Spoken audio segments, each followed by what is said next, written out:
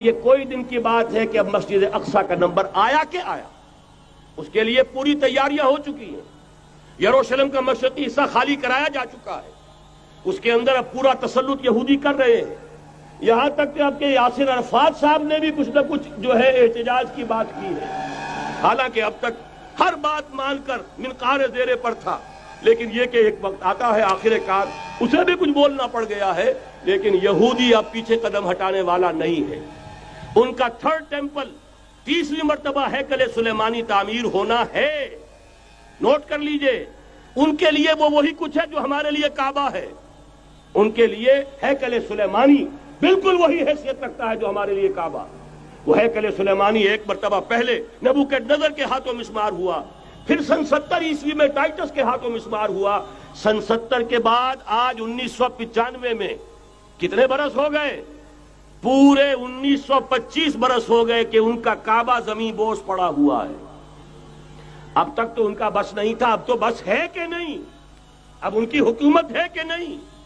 اب شاہ حسن ہو چاہے شاہ حسین، ان کے نوکر اور چاکر ہیں یا نہیں؟ اب انہیں ڈر کس کا ہے؟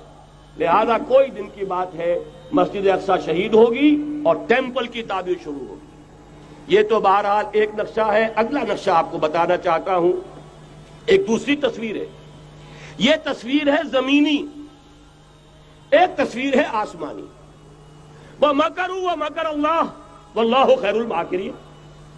انہوں نے اپنی سی تدبیریں کی، اللہ نے اپنی تدبیر کی، اور ظاہر بات ہے اللہ کی تدبیر سے بہتر تدبیر کس کی ہوگی؟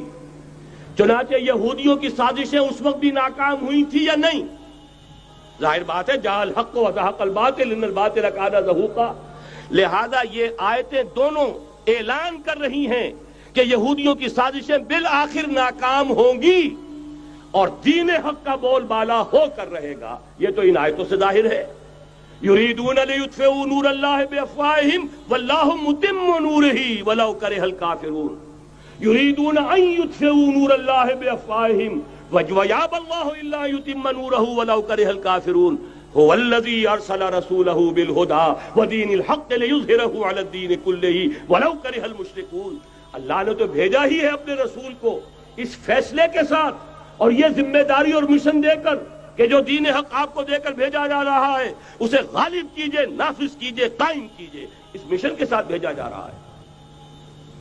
قرآن کہتا ہے ببانگ دہل وما ارسلناک الا کافۃ للناس بشیرا ونذیرا۔ اے محمد صلی اللہ علیہ وسلم، ہم نے نہیں بھیجا ہے آپ کو مگر پوری نوع انسانی کے لیے بشیر اور نذیر بنا کر۔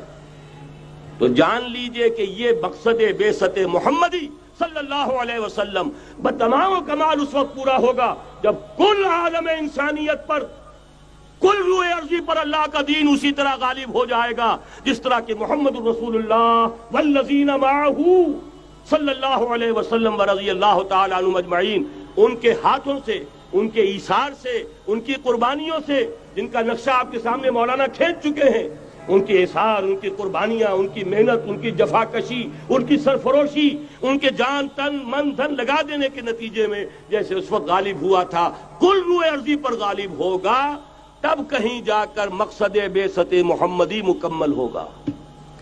یہی وجہ ہے اقبال نے کہا تھا وقت فرصت ہے کہاں، کام ابھی باقی ہے، نور توحید کا اتمام ابھی باقی ہے۔